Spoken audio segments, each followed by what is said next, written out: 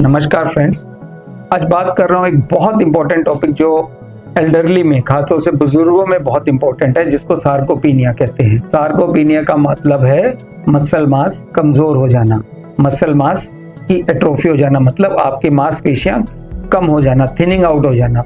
तो जैसे जैसे आपकी उम्र बढ़ती है, पर्टिकुलरली फीमेल में 50 की उम्र के बाद जब मेंसेस बंद हो जाते हैं, तो आपका मेल्स में आफ्टर 55 और जैसे जैसे वो 60 के नज़दीक पहुंचने लगते हैं, सडनली आपने रियलाइज़ किया होगा अपने घरों में, अपने बुजुर्गों में, या बुजुर्ग हैं तो उन्होंने खुद में, कि एक एज के बाद सडनली आपको कमज़ोरी महसूस होने लगती है, आपकी एक्टिविटी बहुत कम हो जाती है, आपको बड़ी जल्दी थकान होने लगती है, आपके मल्टीपल जॉइंट्स में पेन होने लगता है, जैसे नेक में है, स्पाइन में है, लोअर बैक में है, बटक जॉइंट है, हिप है, नी है, एंकल है, सब जॉइंट पेन करने लगते हैं।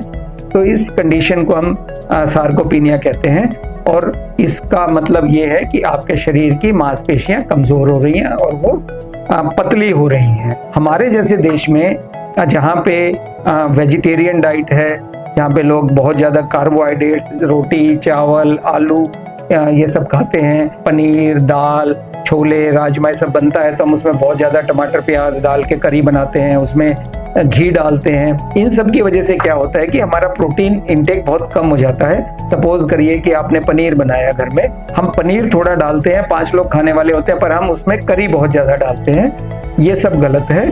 हमारे को अपना प्रोटीन इंटेक बढ़ाना है। अगर आप वेजिटेरियन हैं तो उसमें सोयाबीन एक बड़ा अच्छा प्रोडक्ट है, और सबसे ज़्यादा नेचर में प्रोटीन सोयाबीन में होता है। दालें हैं, छोले हैं, राजमा है, आपका पनीर है, ये अच्छी चीज़ें हैं जो सेवन करना चाहिए। क्योंकि होता क्या है कि लोग ये सोचते हैं कि जब दर्द होता है तो दूध और दही पीना बंद कर देते हैं, क्योंकि उनको लगता है कि इससे हमारा गठिया बढ़ रहा है।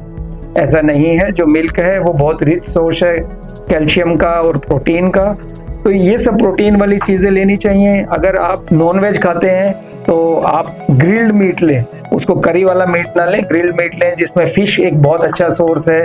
आप चिकन या मटन भी ले सकते हैं।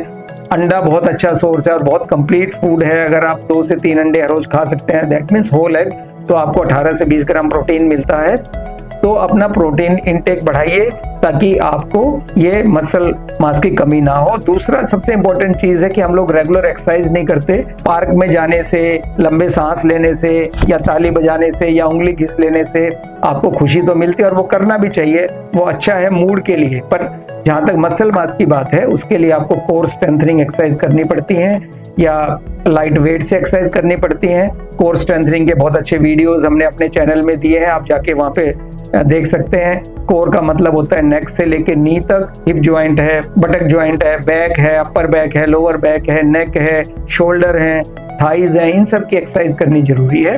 तो अगर आप 40 से ऊपर हैं तो 2 काम इंपॉर्टेंट है, अपना प्रोटीन इंटेक बढ़ाइए, और दूसरा रेगुलर एक्सरसाइज करिए। रेगुलर मीन्स हफ्ते में मिनिमम 5 दिन और 1 घंटा हर रोज, तभी आपको इसका इफेक्ट आएगा। अगर आप कभी कभी एक्सरसाइज कर रहे हैं तो इसका इफेक्ट नहीं आएगा। हमारा जो देश है उसमें दुनिया में सबसे कम लोग एक्सरसाइज करते हैं, लेजी लोग हैं, और दूसरा कि हमारा प्रोटीन इंटेक बहुत पुअर है। तो रोटी अगर खा रहे हैं तो उसको मिसी रोटी बनाइए, उसमें सोयाबीन, चना ये सब डालिए ताकि उसकी प्रोटीन वैल्यू बढ़े। अगर आप सब्जी खा रहे हैं तो उसमें करी कम करिए, उसकी चाट या स्प्राउट्स बना के खाइए, सोयाबीन की बड़ी या सोयाबीन का चाट, राजमा, छोले का चाट बना के खाइए ताकि उसमें करी कम हो।